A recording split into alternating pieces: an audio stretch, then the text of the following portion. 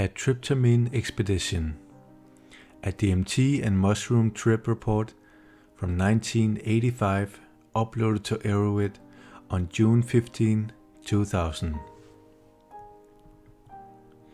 Introduction. This paper is about the strangest trip that we have ever had. Furthermore, in our discussions with other experienced heads, it became clear that this trip was one of the more peculiar trips that we have even heard of. That in and of itself might not warrant an article.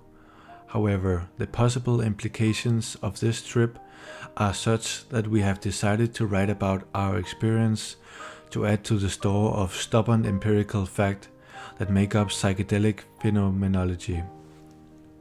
We are also aware that this trip was outlandish enough that its retelling may cause our readers to believe that we finally have either lost it or are resorting to creative writing.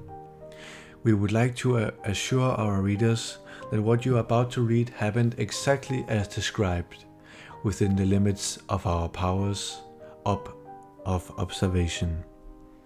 In this paper, we give a description of the trip, our beliefs concerning the phenomenology, and our tentative conclusions regarding our experience.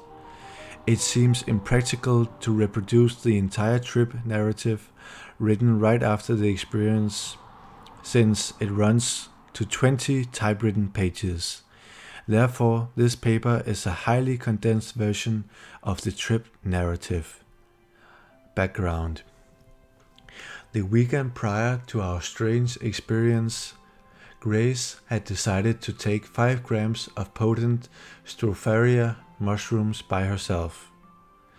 While it is common practice for us to trip together, Sarkov's high-dose mushroom trips have been uniformly negative ever since he established contact with certain insectoid creatures who claim to have engineered the mushroom for their own purposes. See High Frontiers issue number 2 and note number 8.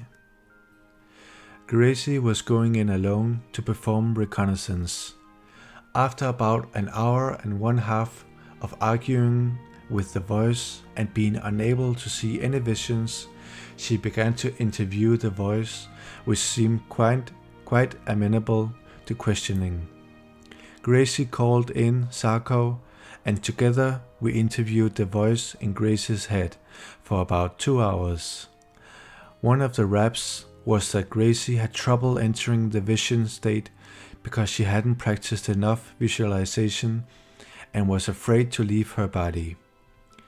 Now it is true that, despite how much talk there is about how hard it is to get into the far-out mushroom states, Sarkov would just fall down the rabbit hole on any dose over 3 grams without knowing how he did it, while Gracie had much more elusive contact with the mushroom visions states even at doses in the 10-gram range.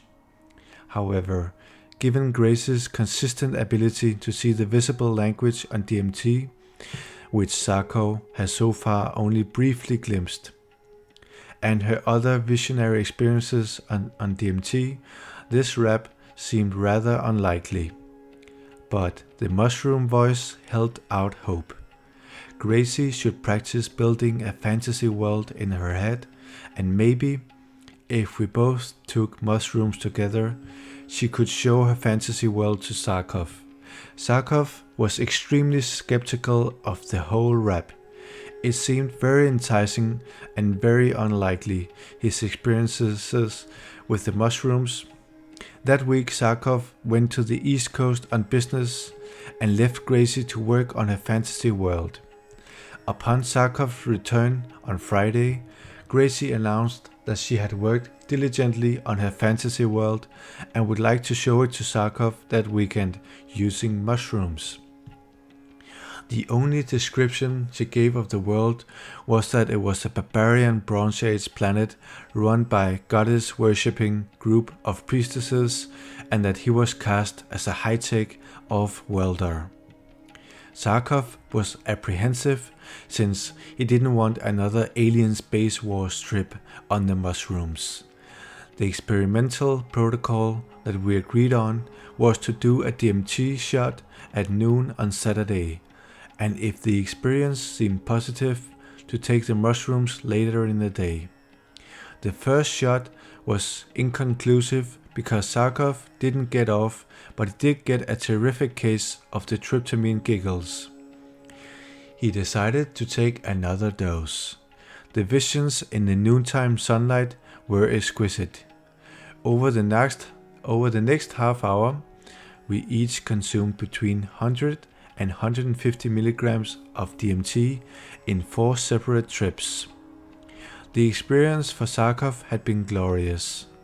His relationship with DMT over the last 4 months of regular usage had been uniformly positive, even when it had been terrifying. The idea had come into his head, from where? That by pre-saturating himself with the DMT, his previous problems with the mushroom could be avoided. We had fasted since Friday night and had been especially careful with our diets all week. At 2 p.m., we both took 5 grams of potent stropharia mushrooms.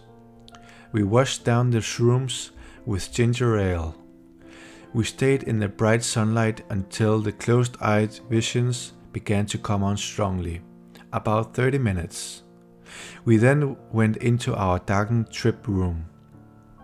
The trip. Content and comments. The basic phenomena of the trip were as highlighted below. Gracie saw none of the visions described below. In fact, she saw no visions during the trip. She was high and the trip room took on a beautiful jeweled quality. She had no tendency to drift into a trance, even though she had taken the same dosage of DMT and mushrooms as Zarkov. Zarkov could not resist the trance. Strangely, he could talk with ease, but could not maintain any other semblance of contact with reality. Any attempt to do so resulted in overwhelming stomach cramps, full body shivers, vertigo, and throbbing headache. All of these body symptoms went away if you paid attention to the trance state. And now I'm just going to add a little note, a little thought I had for myself, because Gracie had already taken some mushrooms only 1 week prior to this trip, and usually it would take 2 weeks for your brain to reset fully. So in order for you to get the full effects, you have to have two weeks where you don't take any psychedelics like mushroom or LSD. So I think that's why Zarkov, he had a stronger trip. Anyway, Zarkov's first vision was a stadium full of hostile giant insect creatures that he was familiar with from previous mushroom trips. However, immediately the DMT banshee creatures floated in and sang this message. Aren't they a dull and pompous bunch?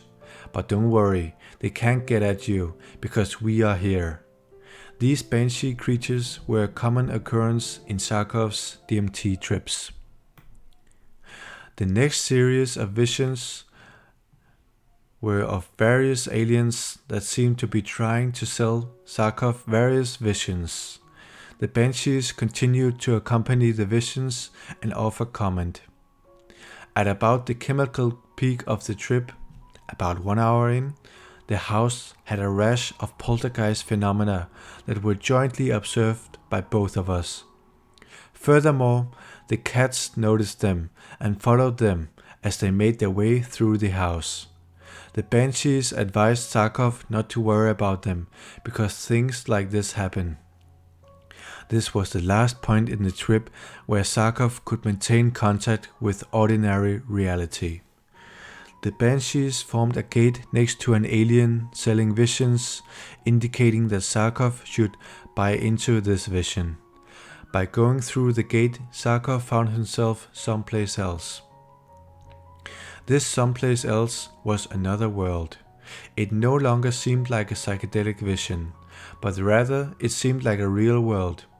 The sun felt warm. When it went down, Zarkov felt cool. To move around, it was necessary to walk. Wherever he looked, there was a realistic amount of detail. No insubstantial visions, just a real world wherever Zarkov looked. He could eat, walk, swim, fuck, and talk to the other characters. The world was Grace's fantasy world. Even though she couldn't see it, Zarkov's verbal description matched her world. She could give instructions to Zarkov that he could follow to get around. The world was a Bronze Age city. In the background were green and fertile mountains.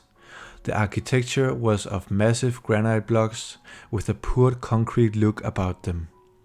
The style was neoclassical crossed with Minoan with a touch of Jack Vance. The mise-en-scène made sense and did not appear contrived.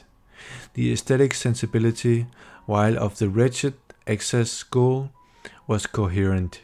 It was the most beautiful place Zarkov had ever seen, in shades of pink, mauve, purple, and gold. The storyline was that of the weirdest heavy metal video ever designed. There were barbaric artifacts and luxury items all over.